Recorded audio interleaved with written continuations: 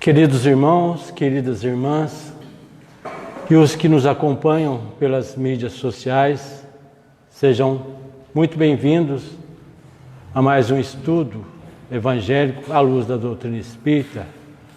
Boa noite. E o estudo de hoje está no Evangelho de Mateus, capítulo 13, versículo 24 a 30. Mas, inicialmente, façamos uma prece para que Deus nosso Pai, Jesus, nosso irmão maior, os benfeitores amigos, os espíritos protetores, os nossos mentores, aqui presentes e nos lares presentes, nos guiem, nos conduzam, nos iluminem, para que possamos entender o estudo de hoje, já que o estudo de hoje é uma parábola que foi dita por Jesus. Que esses mentores possam nos conduzir, nos iluminar. Estejamos com Deus, porque Ele está sempre conosco e em nós. Que assim seja. Antes de nós começarmos, existe todo um contexto a respeito de parábola. O que é que vem a ser uma parábola? Parábola é uma história pequena, a fim de transmitir ensinamentos complexos. As parábolas dos evangélicos são alegorias que têm princípios de moral, todas essas parábolas. E Jesus fez uso delas para esclarecer melhor os ensinamentos, através de comparações da vida comum e com os interesses terrenos. São figuras e quadros das ocorrências cotidianas para facilitar a compreensão das coisas espirituais. Recordemos que Jesus viveu e ensinou na Palestina há 2000 anos atrás, e ele falava para uma população de pescadores, uma população agropastoril.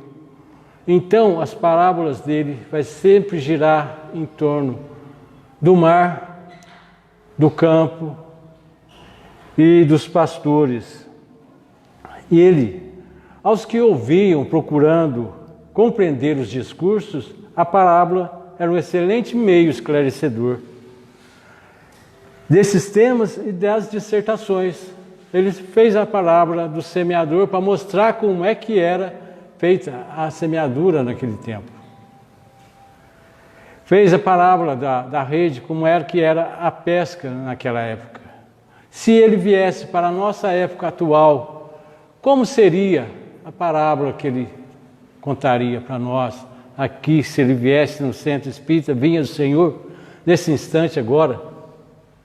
Ele faria esse ensinamento mencionando administradores de empresa, professores, advogados, alguma coisa do gênero, mas não falaria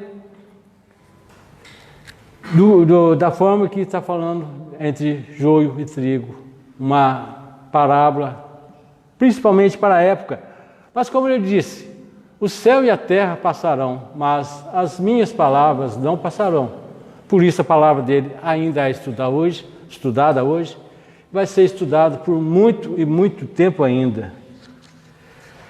Aqueles que procuravam na parábola a figura que compara, a alegoria que representa a ideia espiritual, e se prendiam à forma, desprezando o fundo, para este a doutrina não aparecia, ficava oculta. Daí a resposta que ele deu aos discípulos quando eles perguntaram. Porque ele respondeu: porque a vós é dado conhecer os mistérios do reino dos céus, mas a eles, os fariseus e publicanos, isso não é dado, porque eles buscavam o que não existia na parábola. Os publicanos e fariseus, e a maioria dos judeus também, quando ouviam a exposição da parábola, só viam a figura alegórica, não viam o ensino que estava sendo mostrado. E os discípulos, eles já conheciam, e a mesma parábola dita, eles viam e ouviam o ensinamento, o sentido espiritual que estava na parábola não se prendiam à figura ou só à palavra sonora que era dita.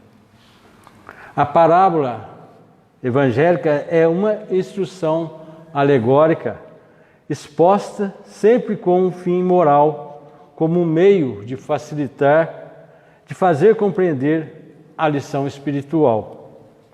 As parábolas têm pouca importância para os que as tomam como foram escritas. O sentido nunca deve ser desnaturado ou mudado. Pode prejudicar a ideia cristã que está embutida nela. Os evangelistas registraram 32 parábolas. 7 delas falam do reino dos céus. Nesse folhetim que está aí, está escrito: o reino dos céus é semelhante a um homem que semeou boa semente no seu campo. Mas enquanto os homens dormiam, veio um inimigo, o inimigo dele, semeou o joio no meio do trigo e retirou-se.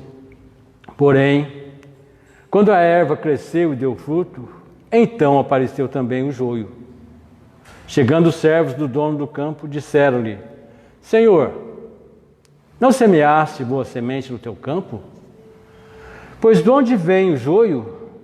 Respondeu-lhes: homem inimigo é quem fez isso. Os servos continuaram: queres então que vamos arrancá-lo? Não, respondeu ele, para que não aconteça que, tirando o joio, arranqueis juntamente com ele também o trigo. Deixai crescer ambos juntos até a ceifa. E no tempo da ceifa direi aos ceifeiros: ajuntai primeiro o joio e atai-o em feixes para os queimar.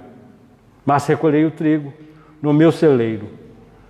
Isso aí Mateus registrou no capítulo 23, versículos de 24 a 30. E o homem, nós, de forma geral, tem sido o eterno inimigo da verdade. Sempre que a luz da verdade aparece também uma sombra para esconder essa verdade. O joio está para o trigo, assim como a razão humana está para as manifestações espirituais. Uma doutrina, que é a doutrina de Jesus, por mais clara e pura que seja, quando é dada ao homem, atiça inimigos que a matam, interesseiros e interessados em manter a ignorância que a desvirtuam, com falsas interpretações e desnaturando a sua essência. São como o joio que envenena e até mata o trigo.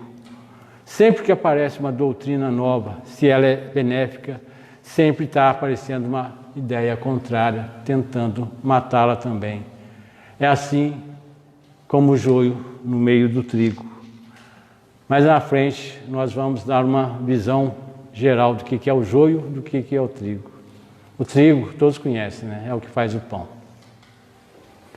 A doutrina de Jesus, nítida, lógica e clara, também sofreu essa transformação, que a deixou esquecida, ignorada e incompreendida.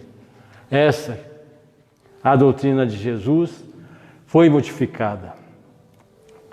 A doutrina de Jesus resume-se no amor a Deus e ao próximo, no merecimento pelo trabalho, pela abnegação, pelas virtudes.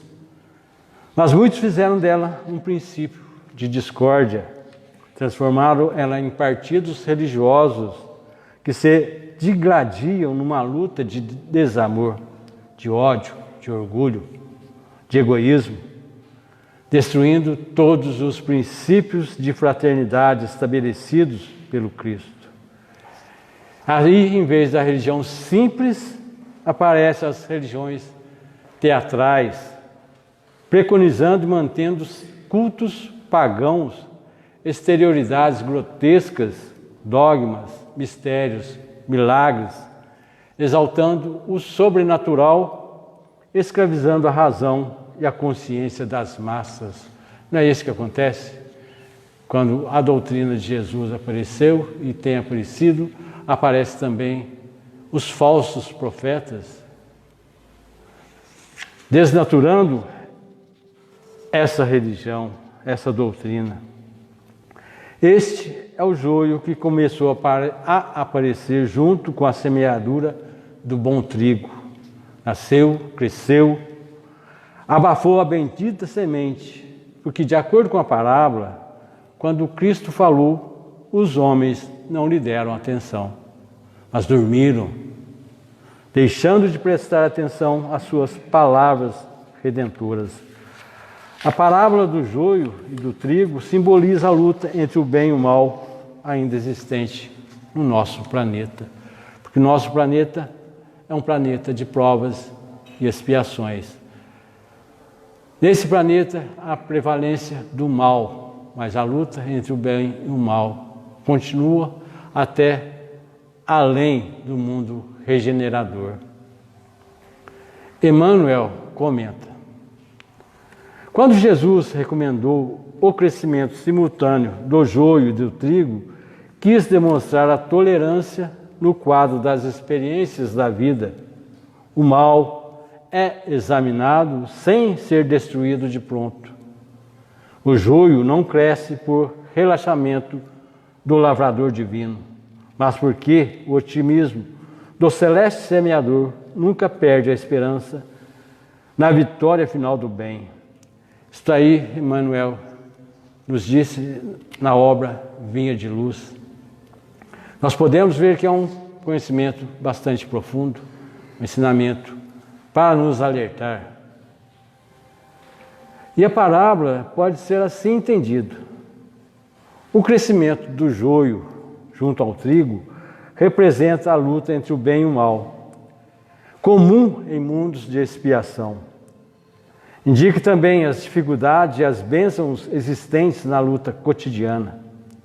É preciso considerar que muitos joios encontrados ao longo da existência acontecem como produto da nossa invigilância ou vindos de nossa herança ainda não superada. Nós carregamos conosco muito joio e nós precisamos dar um jeito de fazer a ceifa, fazer a colheita e atar esse joio que nós carregamos em feixes para queimá-lo. O reino dos céus é semelhante ao homem que semeia boa semente no campo. Indicam que quem semeia é Jesus, nosso orientador maior e agricultor divino. A boa semente é o seu evangelho. Evangelho de luz e amor que nos dá os meios de nos libertarmos das nossas imperfeições. A humanidade representada pelo campo indica os espíritos encarnados e desencarnados em processo de aperfeiçoamento nesse nosso planeta. O homem que semeia a semente no seu campo também se aplica a nós. Temos um campo de atuação típico do nosso nível evolutivo, onde desenvolvemos experiências de aprimoramento espiritual. À medida que nós evoluímos, descobrimos a necessidade da seleção de valores que devem ser aplicados nesse campo. A boa semente representa a semeadura de valores morais e intelectuais.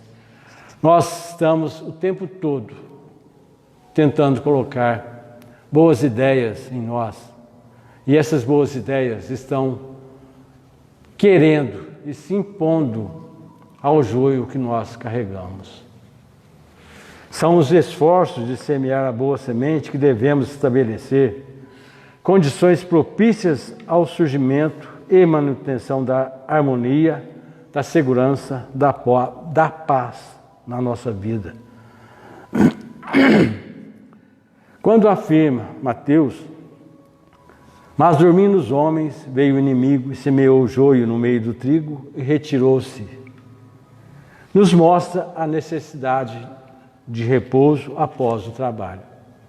Dormir, todos nós fazemos, pelo menos todos os dias.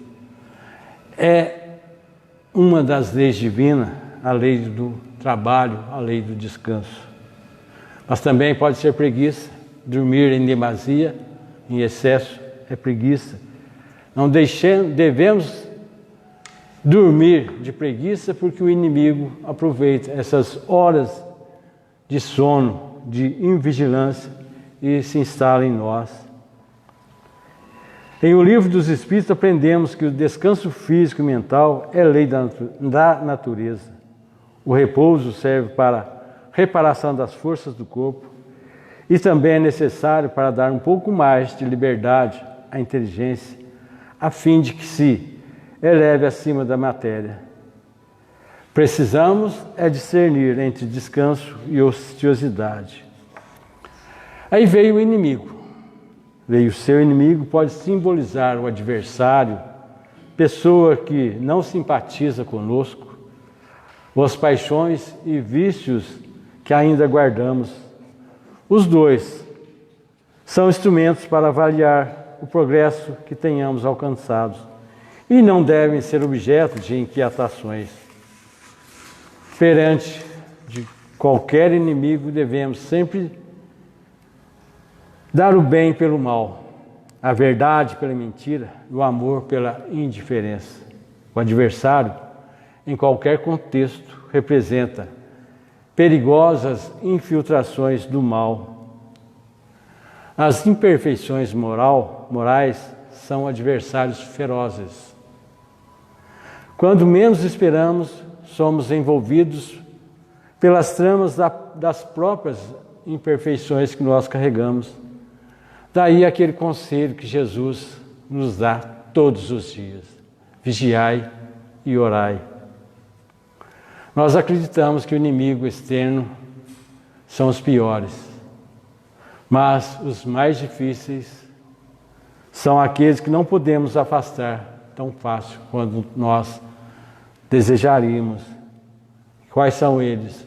São o egoísmo, o orgulho, a vaidade, o desânimo, a indisciplina, o medo de sofrer e tantos outros que corroem as nossas energias. Quem não é egoísta, hein? Quem não quer a sardinha primeiro? O meu pirão primeiro, eu quero sempre para mim. Mas este é um dos nossos inimigos, este é um dos nossos joios. Nós estamos lutando para ficar livre deles? Com certeza, todos nós. Às vezes doamos, mas a nossa doação não é de coração. É só a sobra, não é aquele óbolo da viúva que Jesus disse, quando ela deu a única moeda que tinha.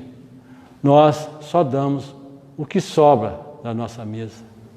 Nem sempre nós doamos aquilo que é imperioso para aquela pessoa que está sofrendo. É importante estarmos atentos, porque as investidas do mal não marcam hora, surgem subitamente. O joio, que é uma erva daninha, representa a ação contrária ao bem, semeado quando estivermos desatentos, quando estivermos dormindo, quando dá aquele relampejo e nós saímos do ar. E aí pode gerar resultados desastrosos. O joio é muito parecido com o trigo e se desenvolve no meio dele. Assim também acontece na nossa vida.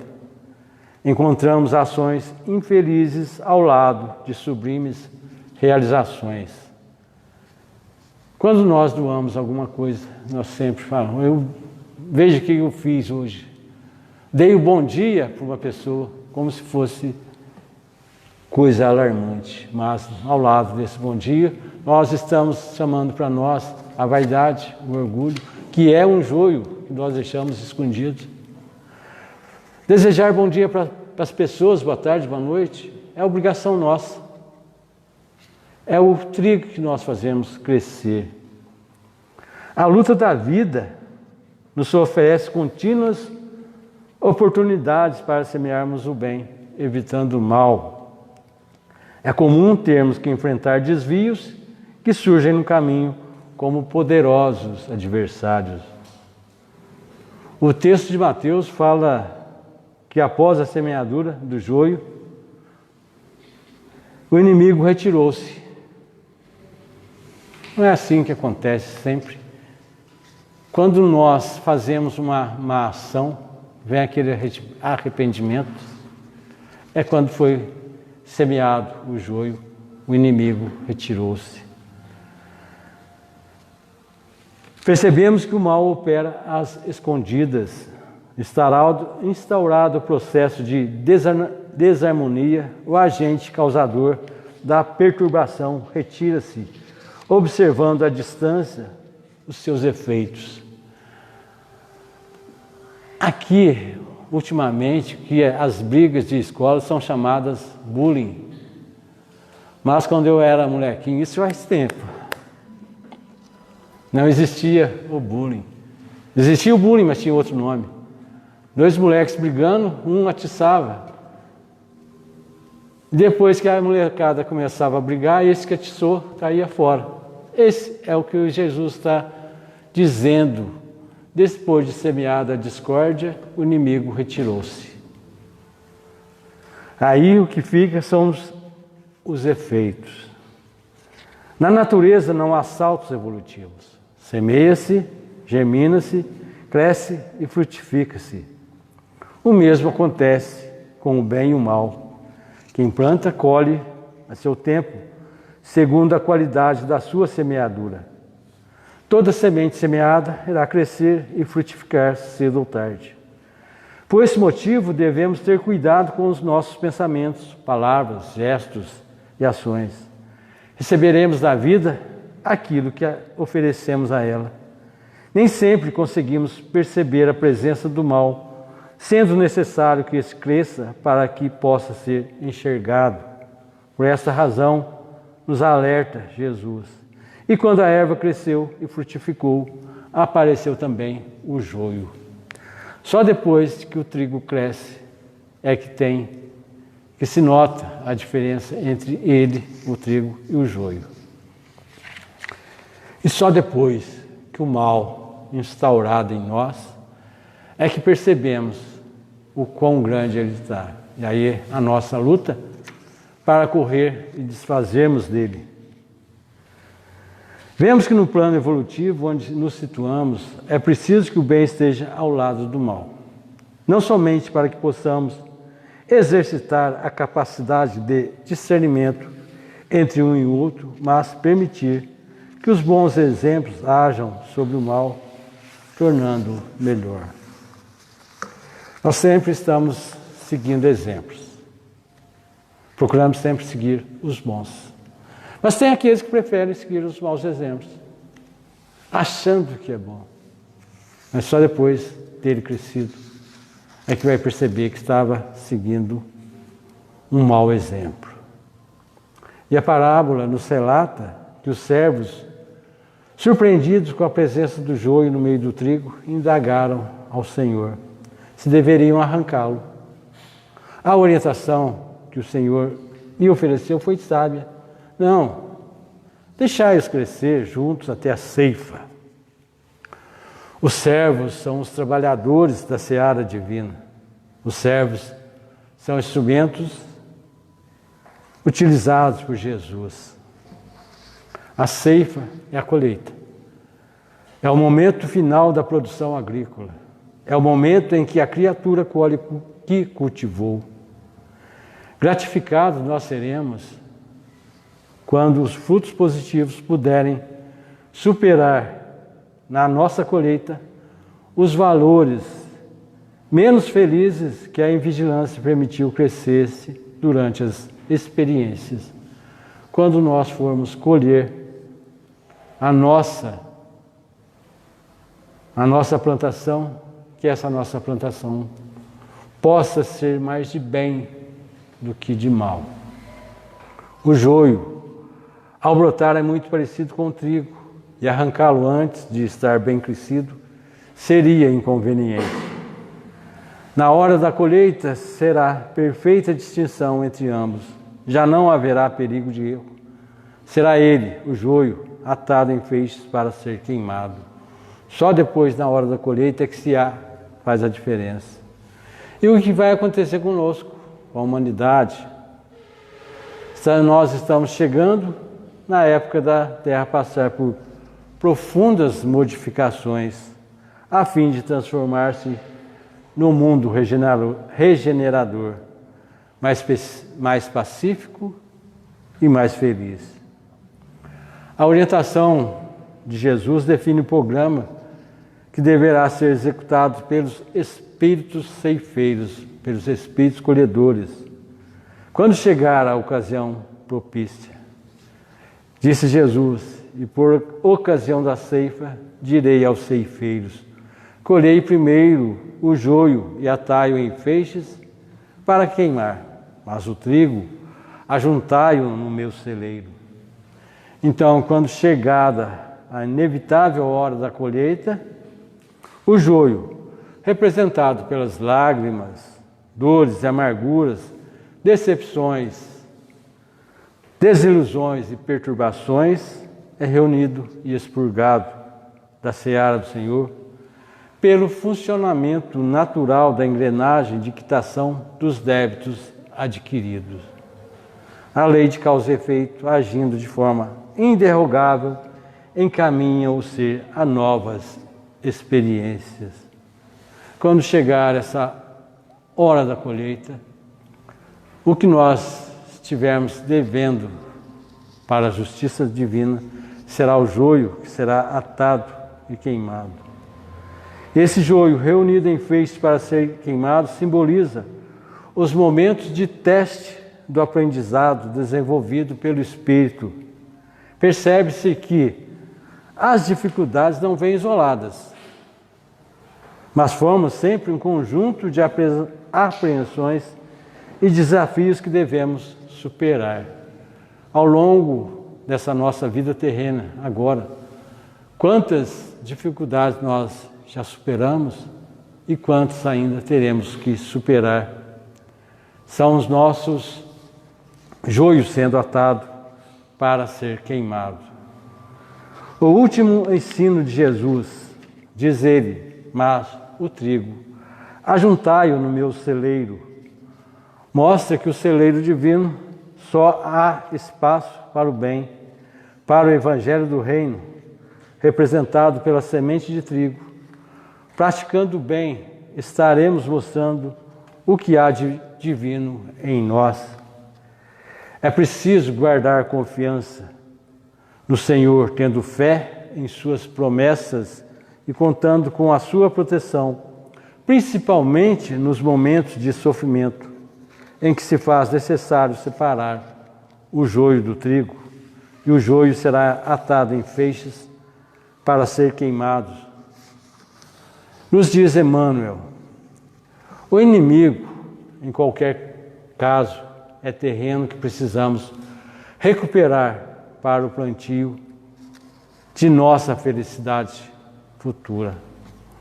A pessoa enxerga sempre através da visão interior. Com as cores que usa por dentro, julga os aspectos de fora. Pelo que sente, examina os sentimentos alheios. Na conduta dos outros, supõe encontrar os meios e fins das doações que lhe são peculiares. Nós sempre pintamos o mundo com as cores que nós temos. Quando vemos uma pessoa atravessando a rua, nós julgamos com as cores e com os pincéis que nós temos, com o juízo de valor que nós temos. Continua Emmanuel: daí o imperativo de grande vigilância para que a nossa consciência não se contamine com o mal. Quando a treva atinge a intimidade de nossa vida, lastimáveis alterações nos atingem os pensamentos. Virtudes nessas circunstâncias jamais são vistas. Os males sobram sempre. Tenhamos cuidado toda vez que formos visitados pela inveja, pelo ciúme, pela suspeita ou pela maledicência. Casos complexos existem nos quais o silêncio é o remédio bendito e eficaz, porque, sem dúvida, cada espírito observa o caminho ou o caminheiro segundo a visão clara ou escura de que dispõe. Não te esqueças de que as circunstâncias se modificam com as horas, de que nem todos os dias são iguais. Se a maldade existe, e ela existe, faça o melhor que possas para que a bondade venha a surgir. Segue abençoando e ajudando, ensinando e servindo. Todas as vítimas das trevas serão trazidas à luz e todos os caídos serão levantados. Ainda que para isso a esponja do sofrimento tenha que ser manejada pelos braços da vida em milênios de luta. Isso porque as leis divinas são de justiça e misericórdia. Que saibamos fugir aos enganos da inércia. Dar novo alimento à mente pelo estudo que eleve e consagrar-se em paz ao serviço é a forma ideal para libertar-se de todas as algemas. A colheita não é igual para todas as sementes da terra. Cada espécie tem o seu dia, a sua estação. Eis porque, aparecendo o tempo justo de cada homem e de cada coletividade, exige-se a extinção do joio, quando os processos transformadores de Jesus não foram bem entendidos. Nesse instante, vemos a individualidade ou o povo a se agitarem através de aflições, em gritos de alarme e socorro, como se estivesse nas sombras de naufrágio implacável. No entanto, verifica-se apenas a destruição de nossas aquisições ruinosas e inúteis. A separação do joio para ser queimado e do trigo para ser armazenado. Estes são essas hecatombes, esses gritos alarmantes que nós vemos na humanidade pela qual nós estamos situados. Nós falamos muito hoje da semente. Poucos de nós, muitos poucos, já semeamos um canteiro, uma horta. Poucos de nós sabem distinguir uma semente de milho. É evidente que nós sabemos, entre milho e feijão, entre um grão de arroz, uma semente de arroz, uma semente de trigo. Para nós que estamos acostumados na cidade, estamos nos apartamentos, e raramente nos defrontamos com uma semente. Falar de joio e do trigo pode ser um pouco abstrato, mas quando nós falamos do bem e do mal, já é uma coisa real. O trigo, que é a semente que nos dá o pão, a farinha, etc. E o joio, que é uma erva daninha, igual a guanchuma. Não sei se todos aqui vão conhecer guanchuma. Sapé devem ser arrancados e queimados. Que possamos queimar os joios que estão em nós, o orgulho, a vaidade, o egoísmo. Que saibamos plantar o trigo da humildade, da caridade. É o que nós tínhamos para hoje. E agradeço a atenção de todos.